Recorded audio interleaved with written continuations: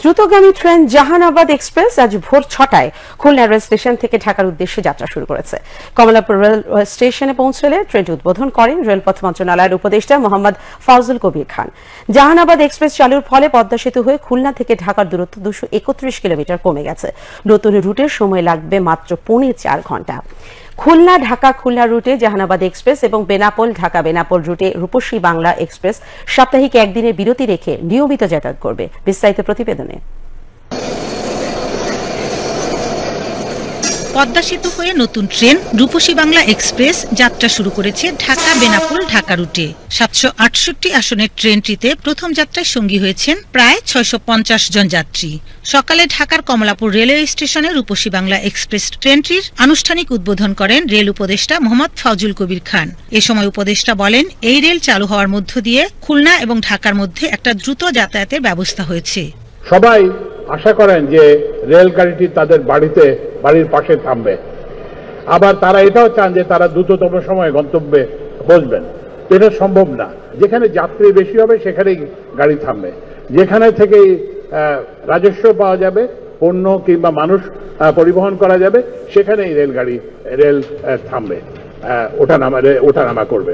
প্রতিদিন সকাল ১০:৪৫ ঢাকা থেকে বেনাপোলের উদ্দেশ্যে ছেড়ে যাওয়া ট্রেনটি ভাঙা, কাশিয়ানী, নড়াইল ও যশোর জংশন হয়ে বেনাপোল পৌঁছাবে দুপুর ২:২৫। ১ ঘন্টা বিরতি নিয়ে ট্রেনটা ৩:২৫ আবার ঢাকার উদ্দেশ্যে ছেড়ে আসবে। তো বাসে করে পদ্মা সেতুর চেয়ে মনে হয় ট্রেনে আরো কম সময় লাগবে, তো এটা আরো ইজি আর আমাদের জন্য আরো সুবিধা হয়েছে আর কি। যে সুবিধাটা আমরা পেয়েছি, এটা এমনকি আমি যদি নিজেও ড্রাইভ করে যাই সেক্ষেত্রেও আমার ৩-৩.৫ ঘন্টা সময় লাগবে, কিন্তু এখন মাত্র ২.৫ ঘন্টাতে আমরা যশোরে পৌঁছাতে পারবো। এই কথা শুনে উই আর ভেরি এক্সাইটেড। এটা আমাদের দীর্ঘদিন একটা দাবি পূর্ণ হয়েছে। এটা আমরা মনে করি যে আমরা আজকে মায়ের স্বপ্নের মতন একটা সন্তান হাতে পেয়েছি। আনুষ্ঠানিক যাত্রাকালে ঢাকা বেনাপোল রুটের এ ট্রেনের ভাড়া নির্ধারণ করা হয়েছে শোভন চেয়ার ৪৫৫ টাকা, স্নিগ্ধা ৭৫৫ টাকা, এসি সিট ৯০৫ টাকা এবং এসি বার্থ ১৩৫৫ টাকা।